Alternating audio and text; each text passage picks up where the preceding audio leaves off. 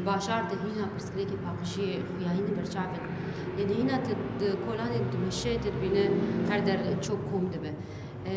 وكي شهر داريج دسبيكا ساليت ما خواست ام حموها ولدان مكيرنج وام بكاربن حفاظ السر كولاني بكم باقجيها بيان هناك تشقاسي بعمالي باقجي اعتماداتها قش للسروان به تنقار في باشاري باقش بك يعني هجر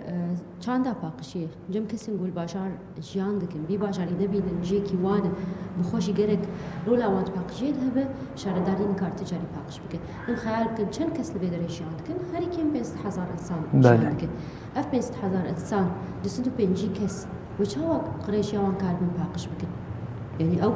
هر یک ام یکی بردن مثلا 5000 انسان دینش کو بکاربن باقشی کن تشتكي زحمته لكوي داري بجين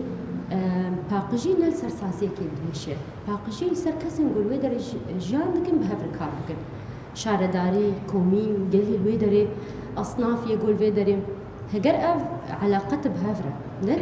تندرس بنا بهفره بنحم مو كس ال كارب شبو باشاري باقش ببه برا شارداري بسو 4 ساعات كاربكن